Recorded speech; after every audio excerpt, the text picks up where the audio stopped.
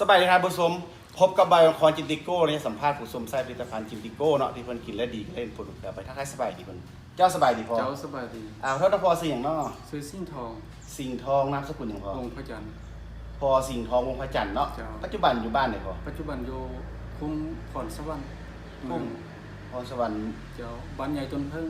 บ้านในต้นเพิงเมืองต้นเพิงเนาะพอเนาะ เพิ่งข้างบ่อแก้ แข่ง ว บ่อแก้วเนาะปัจจุบันจะปีแล้วพอ ปัจจุบันอายุ62ปี อายุ22ปีโอ้ยเบิ่งคือยังหนุ่มก็อยากถามพ่อว่าเฮ็ดได้พอจึงบ่ฮู้จักผลิตภัณฑ์จินติโก้เขา อ๋ เจ้า อได้ยินอันเบิ่งข่าวอันกินน้อยเนาะ โอ้ กินน้อย เจ้า ดาวสตาร์ เจ้าบาวกิน้อยเป็นโฆ บอก ษ กิน ณา น้อยดาวสตาร์โฆษณา อ๋อ แต่เพิ่นจัดรายการนั้น นี่หาลูกทงเนาะ หาทุกทง แล้วพอเป็นพญาติอย่างจริงได้มาสวมใส่ผลิตภัณฑ์จินติโก้ พ่อนี่เป็นพยาธิความดันเนาะ เจ้ามีความดัน แล้วอีกอย่างหนึงพอได้ผ่าตัดแค่หลังหนึ่งหน่วยเบิ่งขวาออก โอ้ เดี๋ยวนี้มีแค่ร่างแขนเดียว เจ้า แต่พอได้ยินอันได้เบิ่งได้สมอันนี้แล้วพอได้เอา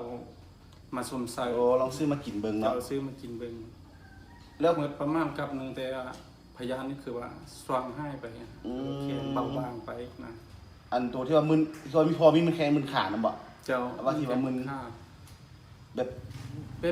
ป็นสาเนี่ยนะ ซามือซาอย่างไปเลย เจ้า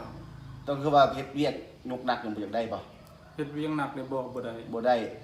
กาย20กิโลไปเพิ่นบ่ให้ยกแล้วนะแค่ โอ้ เพิ่น ไก่3กิโลไปแต่ก่อนยกบ่ได้เลยเนาะ เจ้า แล้วพอมาสวมใส่ผลิตภัณฑ์จินติโก้ สมใส่เดี๋ยวนี้มันเอางานคือว่าณปัจจุบันเนี่ยเอางานยังก็ได้หมด โอ้ถือว่าไปเฮ็ดเวียกที่งานได้ปกติแล้วบ่ เจ้า แล้วยกหนักไก่20โลได้บ่ ได้ ได้เนาะพ่อกินมันจะกลับแล้วพอ พอกิน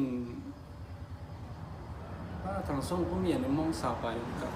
ท่านผู้ชมเพิ่นกินทั้งสองผัวเมียแม่เพิ่นก็กินเนาะเบิดอยู่20ไปกลับเนาะพ่อเนาะ แม่นแล้ว ก็ถือว่าเป็นที่เป็นพ่อเป็นหลักๆกันเป็นพญาติคือ1มาความดันเนาะ จ้า ความดัน2มาก็คือมีไปผ่าตัดมาแล้วมีไข้หลังอยู่เบื้องเดียวเนาะก็ กำลังเบิ่งเดียว สุขภาพเป็นโซมเลยเนาะ เบิ่งซ้ายแม่นสุด เจ้าแล้วก็3มามีมึนแข้งมึนขาเนาะ เจ้า ถือว่าเดี๋ยวนี้ก็คือว่าสมใช้ผลิตภัณฑ์จิตโก้ไปอยู่ประมาณ10ปลายกล่องเนาะคันว่านับกัน10กล่องซะเนาะพอสำหรับผู้เดียวเนาะ 10กล่องกันถ้าว่า เฉพาะผู้เดียวเนาะ จ้ะ กับแต่เพราะว่าเฮาก็มาสุกรก็มาเห็นพอกับตอนนั้นแข็งแห้งเนาะหน้าแดงแห้งเต็มถือว่าเดี๋ยวนี้ก็เฮ็ดเวียกได้ปกติ แม่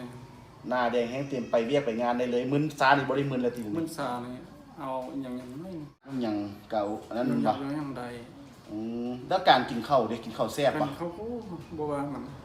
กินข้าวแซ่บเลยมันบ่ แต่กินเรากินอันนี้เพื่อตุ้ยก็บ่ตุ้ย เจ้า น้ำหนักเอา น้ำหนัก เอาปกติ ปกติมันปรับความสมดุลได้เนาะคือว่ากินข้าวนี่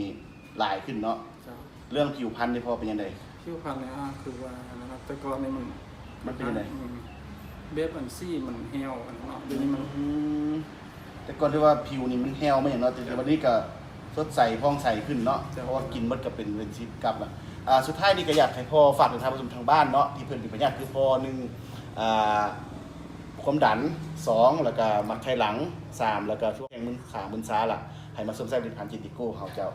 ขอเชิญพอ อันนี้เนาะข้อเชิญส่วนพ่อแม่พี่น้องเนาะ ครับ สาวลาวทั่วประเทศนี่แหละเนาะ ครับ อันนี้คือพยาธิของผู้ฆ่าของข้าพเจ้า เจ้า โดยเฉพาะมัน